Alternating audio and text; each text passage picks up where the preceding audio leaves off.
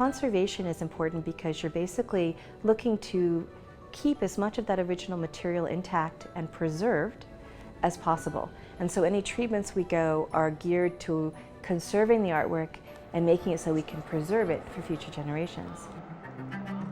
My name is Kerr, and I am the Chief Conservator at the Smithsonian American Art Museum's Lunder Conservation Center, and I'm also Senior Paintings Conservator. I work to care for the collection of the Smithsonian American Art Museum, treating the paintings and making sure they're ready for display.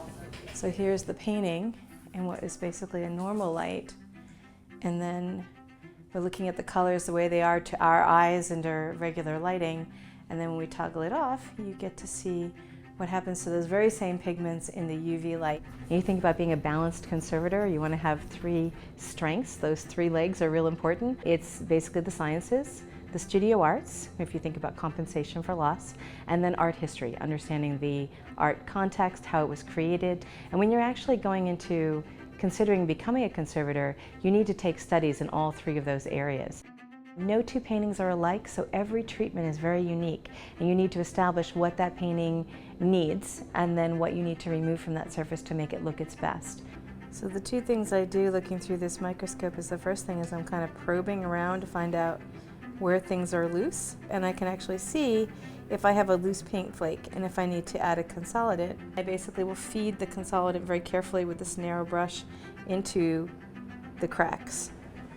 We actually have a code of ethics that we follow, so the art history helps us to understand how we're treating an artwork and that we're being sympathetic to what we call the artist's intent.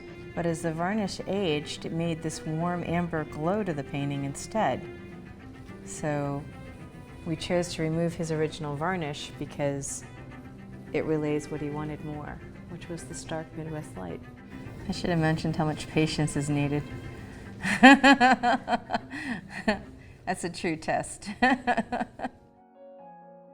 In fact, one of my favorite, which is a great art history, science sort of story to tell, is the Winslow Homer piece, A Visit from the Old Mistress.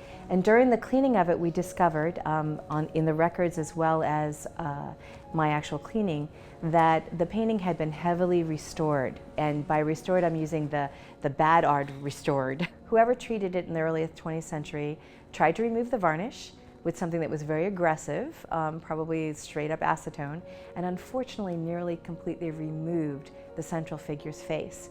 And in knowing Winslow Homer and the art history side of it, what's real important in his paintings is the storytelling going on. And there is a very strong look between the characters. And so when someone literally almost destroyed or dissolved that central figure's face of the matriarch of that family, you took away all of her expression. And so we did a lot of research. I was able to find photographs from the turn of the century of the painting before it had been conserved in exhibition catalogs, and I used those images to be able to reconstruct the face. Her look was so important, and the way that she was glancing at her old mistress and what was happening there dynamically. So historically, it was real important to bring that painting back as close to original as possible. On a broader scale, the importance of conserving our cultural heritage in whatever it may be, whether it be buildings or statues in our middle of our towns, or the paintings that get generated that document history before photography or even afterwards, creative expression. It's so important to understanding who we are as people, and by that I mean anywhere in the world. It reflects the creative spirit of humanity. And so being able to preserve that so that other people could look at it and learn from it and be inspired by it is such an important field.